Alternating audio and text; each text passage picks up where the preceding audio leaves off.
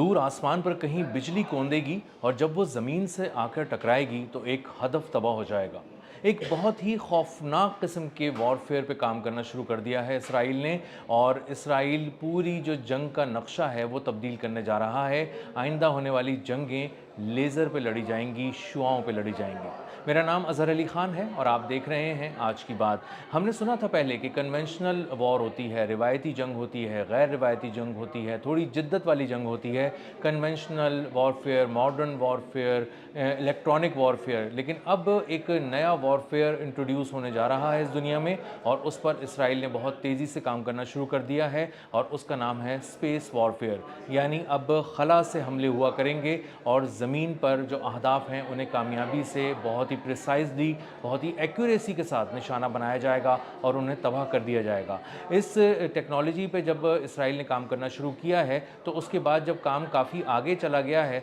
तो उसने अब इसको अनाउंस करना शुरू किया है। और इसराइल का वज़ीर दिफा है कार्ड्स, ये बहुत ही अहम नेतन्याहू की कैबिनेट का मेंबर है। गज़ा में नस्लकुशी हो या ईरान पर हमले हों या शाम में, लबनान में किसी महाज पर भी इसराइल को जाना हो और हमले करने हो तो कार्ड से ज़रूर पूछा जाता है, उसका इनपुट ज़रूर लिया जाता है। बैन गुवेर के बाद ये एक बहुत ही अहम रुकन है और अब ये खुलकर आकर मीडिया को बता रहा है कि हमने स्पेस वॉरफेयर पे काम करना शुरू कर दिया है और इसका मतलब ये है कि हम खलाओं से हमला करेंगे, शुआओं के ज़रिए करेंगे और ज़मीन पर अहदाफ को निशाना बनाएंगे और कामयाबी से तबाह कर देंगे। अब इसके लिए वो बेहतरीन दिमाग जो दुनिया के हैं उनको जमा कर रहे हैं। उनको पहले तो वो देख रहे हैं कि कौन से अहम दिमाग ऐसे हैं जिनको लाया जा सकता है इस पे काम करने के लिए, इसके एक नेक्स्ट फेज़ पे काम करने के लिए। और उसके बाद उनको तेल अवीव में जमा किया जाएगा, इसराइल बुलाया जाएगा, उसके बाद उन्हें टास्क दिया जाएगा। नेतन्याहू ने अपनी कैबिनेट को, अपने जो डिफेंस से रिलेटेड लोग हैं, जो अपनी आर्मी है, उसको कहा है कि इस मंसूबे पे बहुत तेज़ी से काम करना शुरू कर दो। और उसकी बहुत सी वजूहात हैं। पहली वजह तो ये है कि ये जब खला से हमला करेंगे तो बुनियादी तौर पे एक तरह से सैटेलाइट के ज़रिए बहुत ही प्रिसिजन के साथ कोऑर्डिनेट्स पे हमला किया जा सकेगा। ये जब खला में होंगे तो वहाँ पे खला में इनका एक तरह से एक लेज़र डोम जो है वो तैर रहा होगा खलाओं में। और उसके बाद जब अपनी सैटेलाइट की मदद से दुश्मन को या अहदाफ को देख लेगा तो उसके बाद जब कोऑर्डिनेट्स ले लेगा तो उसके बाद ये लेज़र डोम वहाँ से शुआएँ फायर करेगा। और जब वहाँ से शुआएँ फायर करेगा तो आसमान से बिजली चमकती हुई ज़मीन पर आएगी और ज़मीन पर आते ही एक हदफ को कामयाबी से तबाह कर देगी। अब ये इसलिए भी ख़तरनाक है कि ये कभी भी कहीं पे भी हमलावर हो सकता है और इसको पढ़ने, देखने, जांचने के लिए एक पूरा नया दिफाई निज़ाम चाहिए होगा। क्योंकि लेज़र जो हमला है ये बुनियादी तौर पे एक नए किस्म का हमला होगा और इस नए किस्म को हमला करने के लिए, चूँकि ये ड्रोन नहीं है, बैलिस्टिक मिसाइल नहीं है, किसी और तरह का हाइपरसोनिक मिसाइल नहीं है, तो इसको पढ़ने के लिए एक नया जदीद दिफाई निज़ाम चाहिए होगा। और जब ये नया जदीद दिफाई निज़ाम कोई मुल्क हासिल करेगा तभी वो इसराइल के इन हमलों को रोक सकेगा। लेकिन उस वक्त तक इसराइल को ये एज हासिल हो जाएगा जो बज़ाहिर मीडिया रिपोर्ट से नज़र आ रहा है कि इसराइल जो है वो इस स्पेस वॉरफेयर में बहुत आगे निकल चुका होगा। और इसीलिए नेतन्याहू ने इस पे एक बहुत ख़तीर रकम खर्च करने की ठान ली है, कर रहा है वो इस वक्त भी ख़तीर रकम खर्च और आगे भी इसके लिए फ़ंड्स रख रहा है ताकि उसको दुनिया के बेहतरीन दिमाग जमा करने, उन्हें वसाइल मुहैया करने और उनसे ये पूरी टेक्नोलॉजी डेवलप कराने में और इसको इम्प्लीमेंट कराने में, जल्द अज़ जल्द कराने में बहुत ज़्यादा मुश्किलात का सामना ना करना पड़े और कम से कम माली वसाइल उसके आड़े ना आ जाएं। इसी तरह ये जो स्पेस वॉरफेयर है इसके ज़रिए इसराइल जब खलाओं में अपनी सैटेलाइट्स छोड़ देगा, अपने लेज़र डोम छोड़ देगा, तो उसके बाद पूरी दुनिया से जब कभी भी इसराइल या उसके मफादात, उसके अहदाफ पर हमला करने की कोशिश की जाएगी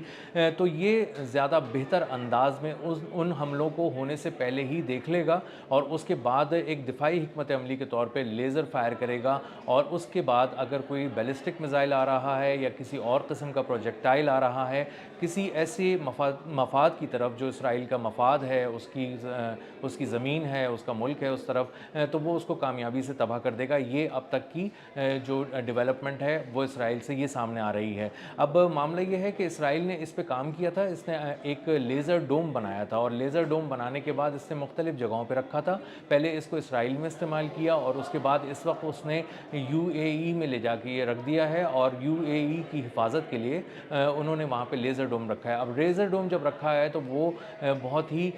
एक शॉर्ट रेंज का एक लेज़र डोम है जो बहुत दूर से आने वाले मिसाइलों को निशाना नहीं बनाता, लेकिन जब वो उसके एक ख़ास रेडियस में दाखिल हो जाते हैं, ख़ास उसकी एक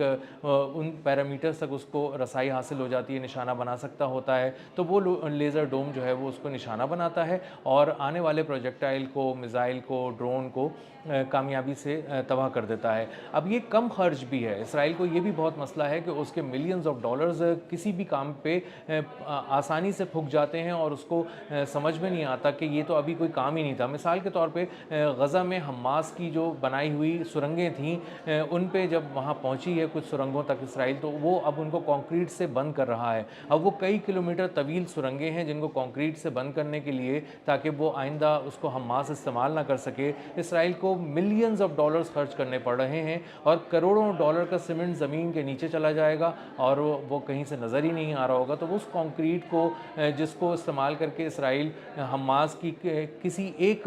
सलाहियत को ख़त्म करने की कोशिश कर रहा है, उस पर भी मिलियंस ऑफ डॉलर्स का खर्चा आ रहा है। और इस वक्त मामला ये है कि इसराइल में यहूदियों की तिजोरियाँ जो हैं इस वक्त खुली हुई हैं और वो डॉलर्स लुटा रहे हैं हर जंग के ऊपर, हर महाज के ऊपर, चाहे वो लबनान का हो, ईरान का हो या कोई और महाज हो। अब मामला ये है कि जब ये स्पेस वॉरफेयर की तरफ जा रहे हैं तो ये आगे अब इससे अंदाज़ा हो रहा है कि नेतन्याहू जो है कुछ बड़े ममालिक को भी देख रहा है। अब इन बड़े ममालिक का नाम उन्होंने नहीं लिया है, लेकिन अंदाज़ा ये होता है कि वो शायद रूस और चीन की बात कर रहे हैं। बज़ाहिर रूस और चीन के साथ बराह रास्त इसराइल का कोई झगड़ा, कोई तनाज़ा नज़र नहीं आता, लेकिन आने वाले दिनों में उनको अंदाज़ा है कि रूस और चीन अगर इस तरह ईरान की मदद करते हैं या किसी और मुल्क की भी मदद कर रहे हैं और जिसकी वजह से इसराइल को बहुत भारी नुकसान उठाना पड़ रहा है, तो इसराइल को कभी न कभी उनके मफादात को भी निशाना बनाना पड़ सकता है। और अगर निशाना बनाना पड़ सकता है तो इसका मतलब ये है कि उसको बहुत ही ज़्यादा हमले करने पड़ेंगे और बहुत बड़ी जंग में जाना पड़ेगा। इसलिए लेज़र टेक्नोलॉजी वो टेक्नोलॉजी है जिसके ज़रिए न गोलियाँ खर्च होंगी, न मिसाइल खर्च होंगे, ना ही किसी किस्म का बारूद खर्च होगा और अरबों डॉलर फूंकने के बजाय बहुत ही कम पैसों में ये काम हो जाएगा और बहुत कम माली वसाइल खर्च करके बहुत बड़ी कामयाबियां समेटी जा सकती हैं। इसीलिए इस वक्त नेतन्याहू बहुत दूर की सोच रहा है, प्लानिंग कर रहा है और वो कोशिश कर रहा है कि अब ईरान के बाद, लबनान के बाद कोई और मुल्क भी आता है तो वो इस लेज़र टेक्नोलॉजी के ज़रिए, स्पेस वॉरफेयर के ज़रिए अपने दुश्मनों को बहुत ही कामयाबी से निशाना बनाए। इससे एक बात और भी ज़ाहिर हो रही है, इससे एक बात ज़ाहिर ये हो रही है कि नेतन्याहू इस वक्त रुकने वाला नहीं है। वो आने वाले दिनों में बहुत से नए अहदाफ अपने दिमाग में सोच के बैठा है। यहूदी जो एक पूरी लॉबी है, एक पूरी उनका जो एक रियासत है, वो इस बात को सोच रही है कि मजमूई तौर पे वो किन किन ममालिक को निशाना बना सकते हैं। तो जो ग्रेटर इसराइल का मंसूबा नेतन्याहू और उसकी कैबिनेट और दीगर यहूदियों के जहन में है, उसके लिए इस स्पेस वॉरफेयर की बहुत अहमियत है,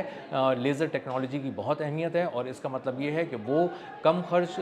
करके बहुत दूर तक निशाना लगाना चाहते हैं, स्पेस से निशाना लगाना चाहते हैं। खला से आने वाली बिजलियां ज़मीन पर क़यामत बर्पा करेंगी, तबाह करेंगी, बहुत बड़े पैमाने पर तबाही फैलाएंगी और इसराइल जहां जिसके ऊपर चाहेगा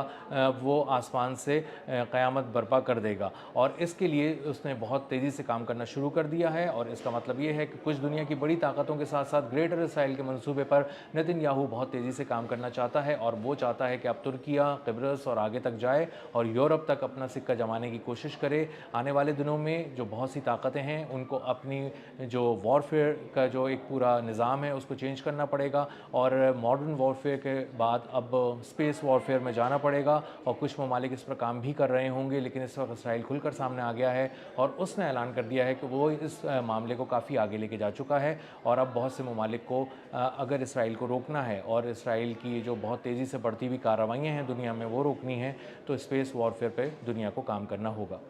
अब तक के लिए इतना ही, मिलते हैं अगले व्लॉग में किसी नई खबर, नए तज्ज़िये और नए ज़ाविये के साथ। अल्लाह हाफ़िज़।